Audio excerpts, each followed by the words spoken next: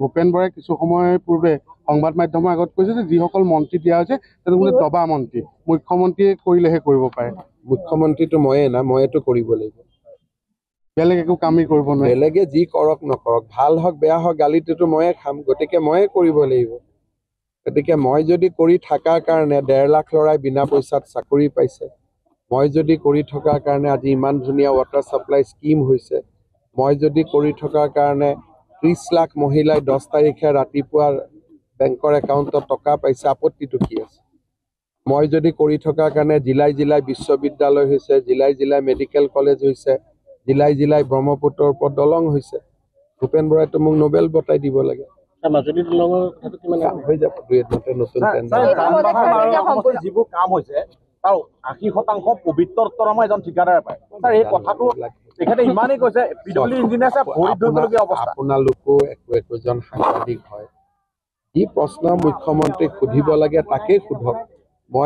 আপুনি মোক ৰাহুল গান্ধীৰ ওপৰত সোধক, নৰেন্দ্ৰ মোদীৰ ওপৰত সোধক, অমিত শ্বাহৰ ওপৰত সোধক, এটা পবিত্ৰ দত্তৰ ওপৰত মই কেনেকে উত্তৰ দিব পাৰোঁ? বিধায়কজনক যোগাযোগ কৰিলে নাপায় কাৰণে আপোনাক কথাবোৰ বিধায়কজনক নাপালে অহাবাৰ ভোট নিদিব। যাৰ ৰাইজেতো ৰজা নহয়, যাক নাপায় 5 বছৰৰ পিছত তাক হৰুৱাই দিব, চিম্পল কথা। আপুনি হোলোঙাৰ পৰা যোৱা কথা আছিল। গতিকে গণতন্ত্ৰৰ ৰাইজে ৰজা, যি বিধায়কক তেওঁক আকৌ ভাল পোৱা মানুহ থাকিব, আকৌ কোনোবাই জিকাইও দিব। গতিকে যিটো হয় এইটো বাকচতে গম পাম। বহুত মানুহক সাংবাদিকে বেয়া বুলি কৈ থাকে, ইলেকশ্যনত আকৌ 1 লাখ ভোটত জিকি যায়। গতিকে ভাল বেয়া মই ইয়াত প্ৰমাণ কেনেকে দিম? মইতো ইয়াৰ ভোটাৰ নহয়। গতিকে কোনোবাই দুৰ্নীতি কৰিছে, কাগজখন দিলে মই চাই দিম লগে লগে। কিন্তু এনেকে এতিয়া কোনোবা পবিত্ৰ দত্তৰ ওপৰত প্ৰশ্ন কৰিছে, ইঞ্জিনিয়াৰজনে ভৰিত ধৰে, এতিয়া অসমীয়া মানুহে যদি কাৰোবাৰ ভৰিত ধৰে, এই মানুহজনক মই কি ক'ম? মোৰতো কোনো উত্তৰ নাই।